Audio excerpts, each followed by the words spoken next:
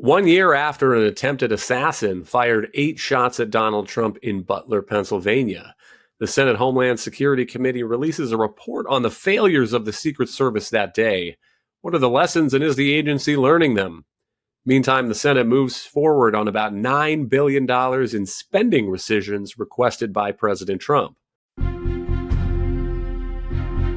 From the opinion pages of the Wall Street Journal, this is Potomac Watch.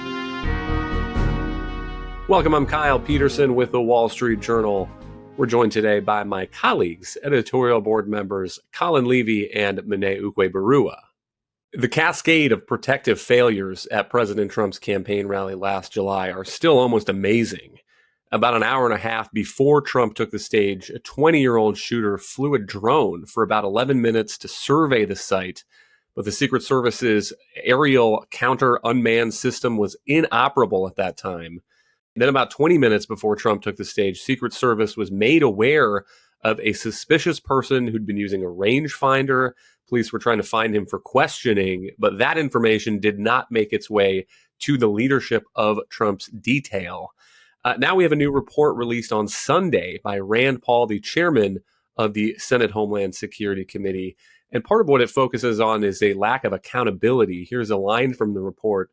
Not a single person has been fired. U.S. Secret Service has conducted internal reviews, but only 6 individuals have faced disciplinary action.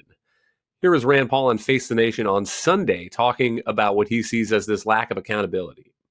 I think it was a cultural cover-up for the agency. They did not want to assess blame. They did not want to look internally, and they wanted to discount any of their actions that might have led to this. This was a cover-your-ass sort of moment, and I do believe that they did know. There's no way that the director of Secret Service, that she did not know that these requests had been made.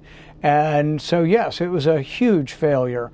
And if you talk to the current head of the Secret Service, who is Trump's lead detail, and Trump has a great deal of confidence in, he'll admit that these failures existed. Mm-hmm. But even the disciplinary action that they finally took, they only took because I subpoenaed. I wanted to know who was disciplined. We weren't going to release the names, but I wanted to know who was disciplined and what the discipline was. They refused for a year to tell me that. They told me that a week ago. You saw the news reports. But some of the people were just disciplined 2 weeks ago. So they weren't going to discipline anybody until I subpoenaed and asked them what they had done. But in the end, no one was fired. Colin, you've read through this report from the Senate and Rand Paul. What does it say, and how much new does it add to the story that we knew about what happened at Butler? Yeah. So, I mean, I think the report really pretty accurately describes the assassination attempt in Butler, with its phrase, a cascade of errors. I think that's a pretty apt description of what happened with the Secret Service there. And I do think that Rand Paul's criticisms, are fair of the, sort of lackluster accountability that we're seeing. The report itself covers a lot of the aspects that we've heard about, what information was not getting passed along in Butler in the 45 minutes or so before the shooting, how the gunman was spotted and noted to have a rangefinder, how they lost track of him, how long it took the actual information, to get to the Trump protection detail. I found that particularly troubling because you just wonder how they were sort of left out of the general loop. But it also has some interesting history about previous requests that were made by the Trump campaign for additional protection assets over the year or so previous to that, and how many of those requests were denied. The report says that according to the documents that were provided to the committee, the Secret Service headquarters either denied or didn't fill 10 requests for additional resources during the 2024 campaign. And that's a lot. I mean, that does amount to something of a pattern. Some of those requests were for enhanced, what are they called? Counter-on-demand aerial system assets. Some of them were for sort of counter-assault team personnel, and some of them were for counter-snipers. But what's interesting about it, if you look at the individual requests, is that in many of the cases, the denial happened because of a lack of manpower or a lack of resources. So there was an event in South Carolina in 2023 where Donald Trump's protective division asked for counter snipers, but the request was rejected because of what the report describes as manpower restraints. There was also a series of requests for these counter unmanned aerial system assets that were requested for campaign events when Trump was speaking outdoors. That was, there was an event in Las Vegas, another one in Chesapeake, Virginia, another one in Doral, Florida.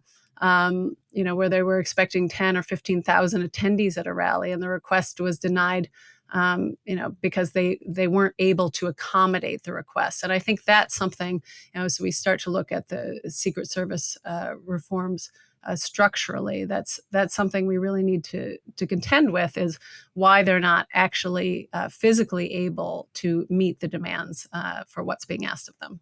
Monet, that point about manpower constraints, I think, is an interesting one, because this is one of the most basic functions of the government, is to protect the president of the United States, protect the candidates who are major party nominees, even some who are not major party nominees but may have specific threats against them. And if you look at the budget line for the Secret Service, it's something like $3 billion. And I'm not saying that $3 billion is not a lot of money, but in the grand scheme of the federal budget, it is a rounding error, basically. In the first 9 months of this fiscal year, we ran a $1.3 trillion deficit. And so I get that the appetite for these agencies is always almost unlimited. And I get that if you are the person who is the head of the security detail, more always sounds better than less.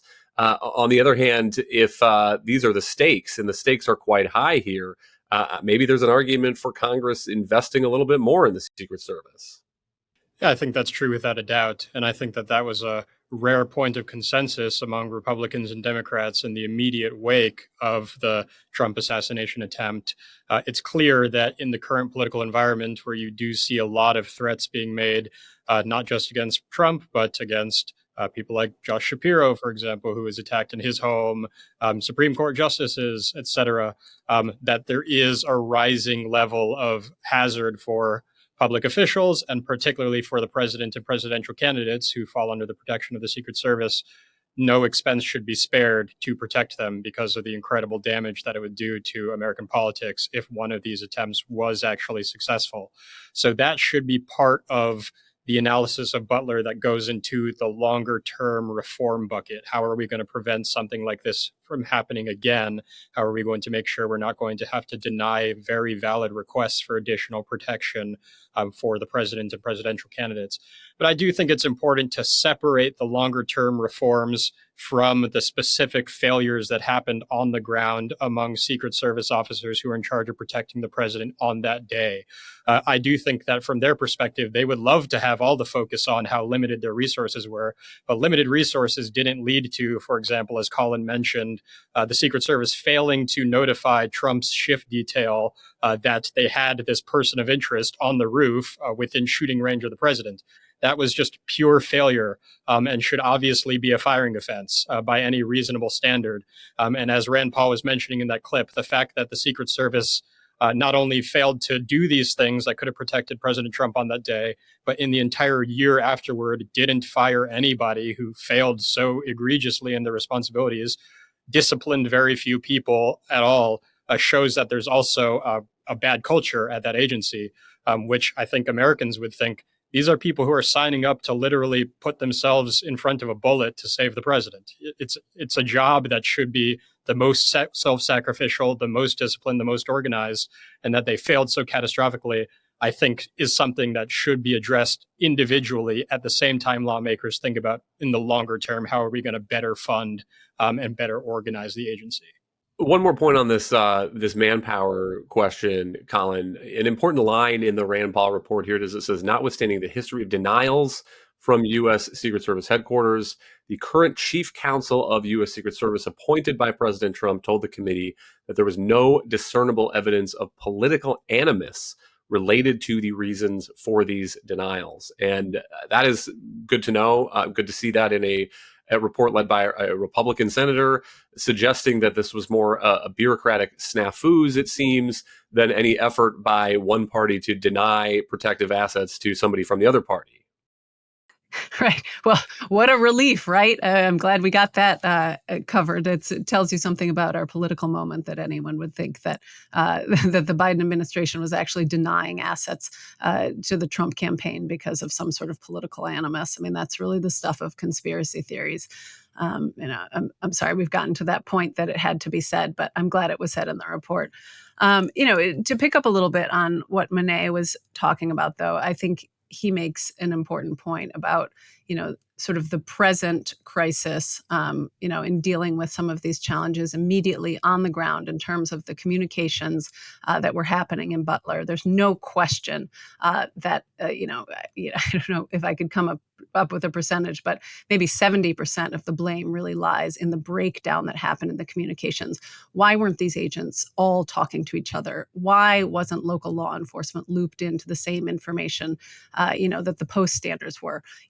Why was the Trump detail itself not included in some of these earlier conversations when they spotted a guy with a rangefinder on the ground? I mean, you can't kind of get a more egregious situation than that, where everyone should have been talking together on one channel. So, that's the present fix. That's in some ways the easier fix. But, when you start to talk about it institutionally, I think it is also important to talk about some of these Secret Service morale challenges that we've been talking about. We've seen that the Secret Service has an attrition rate that tends to hover at around 10%, and that's a lot higher than some of the other intelligence agencies. Higher than the FBI or the CIA.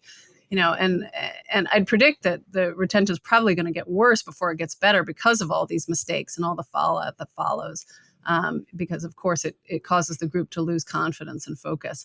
Last year, the Secret Service ranked 413 out of 459 best places to work in the federal government. So that's not really dazzling. So, I think that we need to think seriously about what it is institutionally that can be done to sort of improve morale, to get people more connected on the ground, so that the Secret Service can succeed in its zero fail mission. On the point about institutional reforms, Monet, there was also a review of the Butler attack that was done by a bipartisan panel appointed under the Department of Homeland Security. And one of its suggestions was to give the Secret Service's current responsibilities for investing some financial crimes to a different agency and make the Secret Service hyper-focused, was the word that it used, on this protective mission. And what do you make of that idea? I mean, it does seem like there is some logic to it, that the Secret Service kind of has this dual mission just by historical accident, and maybe an agency that had one no-fail protective duty would have more focus on it and more ability to solve these kinds of problems before something happens like did in Butler.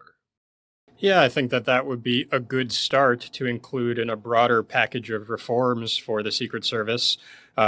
In addition to the fact that they have such a big and growing job protecting the presidential candidates, the government has also invested a lot more resources in fighting financial crimes in other areas. The Treasury Department has created, I think, just within the past decade, a new office specifically for that purpose, too. So a lot of what the Secret Service has historically done could be pretty easily relocated.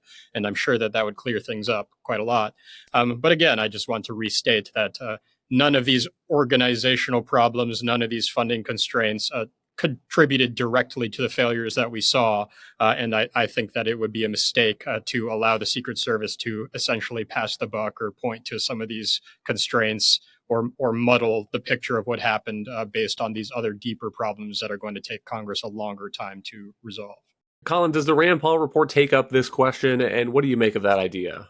No, it doesn't take it up directly. And I agree with Monet in part that, we need to focus on these present challenges. But I will say, I think the question of spinning off the financial investigations element for the Secret Service is something that could be really very helpful, because when you think about what's actually happening on the ground at every moment and the amount of instinct and reaction time that's required, think about it. It's hard to adjust from sort of jump from a rotation doing financial investigations back into being a poststander or working on a presidential detail. And the fact that these agents rotate through these very, very different jobs, the intensity level is just completely different.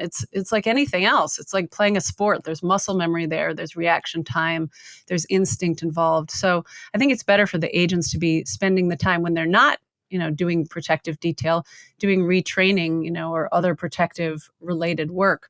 I think this also affects the retention issue, because the skill set that agents have working financial crimes is a skill set that's very transferable into other careers.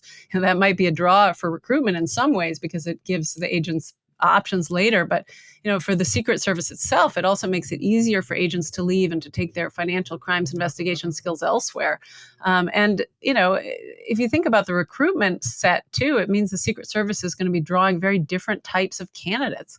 Some of them will be there because they like the high intensity protective work, almost quasi-military work.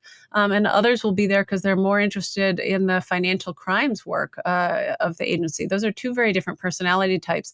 And it's not always easy, I think, for both of those to optimize performance in the instant on the ground.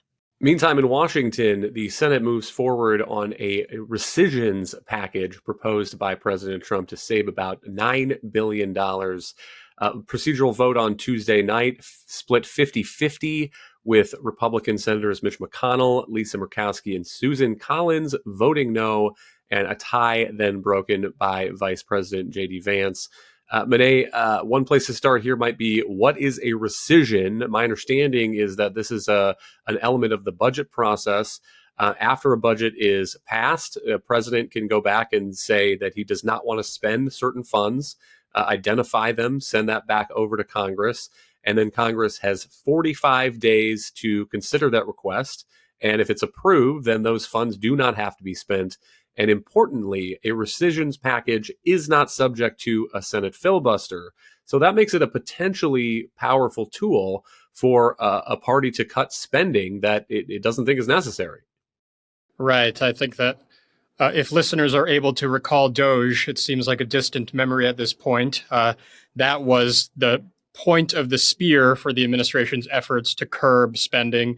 And Doge, being an executive branch entity, was able to focus on funds that have been appropriated, but were given to executive agencies on a discretionary basis. So the president was still able to say, we don't want to finish completing all of these grants to eligible recipients. We're just going to cancel the remainder of that funding, and they could do that on their own. The rescission process allows them to go a little bit further up the chain and target funding that has been appropriated and obligated to specific recipients already. And so there would ordinarily be a mandate to spend that money. In order to reverse that, they need the cooperation of Congress. But as you mentioned, the budget process does include this provision that makes it a little bit easier to cancel that funding because it can clear without potentially being subject to a filibuster. And so Republicans were deliberating on what can we all agree on with our narrow majorities in the House and Senate of funding to be able to cancel. They ended up putting together this just over $9 billion package, which is a drop in the bucket. You would expect that going through the entire range of recent appropriations, they would be able to find much more spending that they could all agree to cut back on.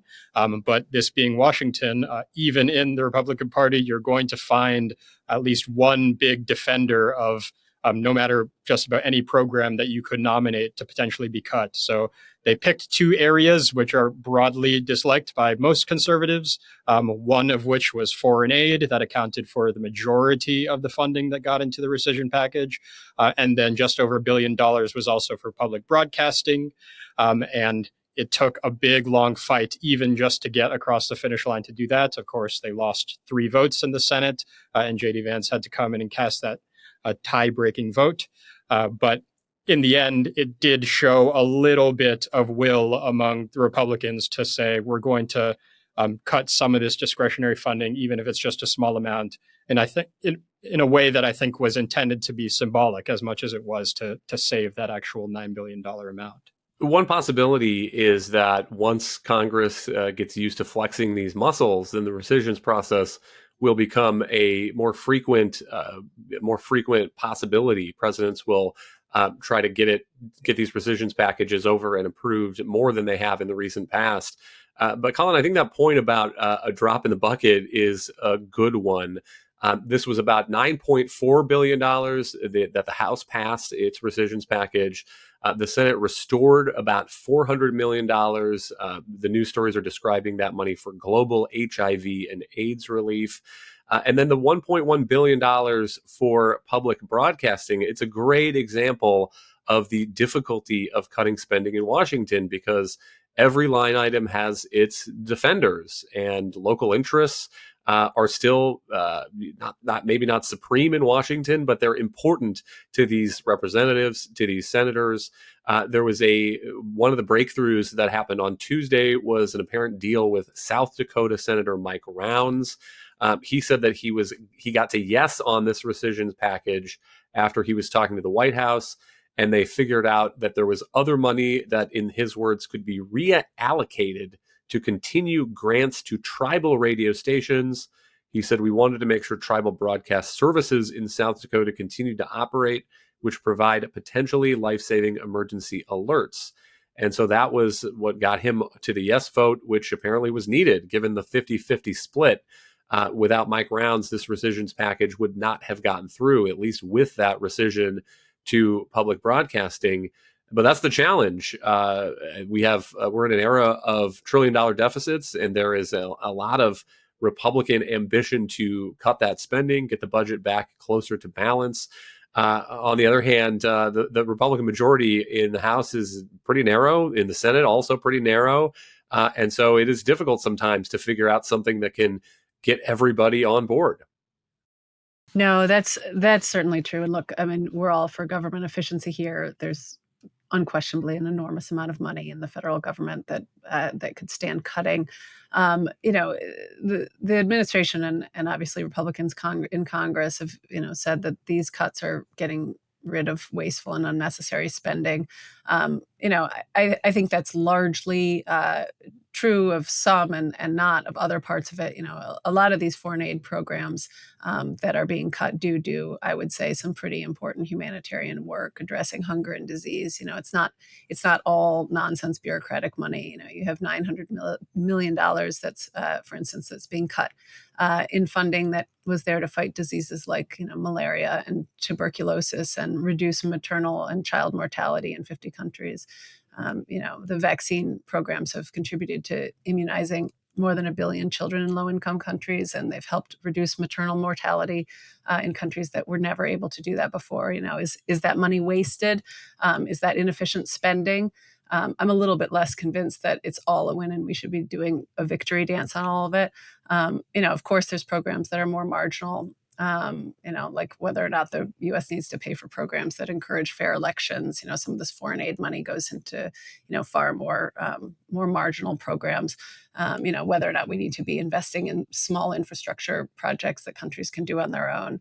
You can make arguments about those funds, but I would maintain a lot of them are still an important part of America's soft power in the world and have been for a long time part of what shows people good work that America does and makes the people, admire the U.S. and consider it a force for honor and power and good in the world. So, I'm all for government efficiency. We are remodeling Air Force One while we're cutting a lot of these foreign aid programs. Don't love that, but overall, it's good that they're heading in a direction of trying to scale down a lot of the government programs that have been certainly controversial for many years. Thank you, Colin and Benet. Thank you all for listening. You can email us at pwpodcast@wsj.com. If you like the show, please hit that subscribe button, and we'll be back tomorrow with another edition of Potomac Watch.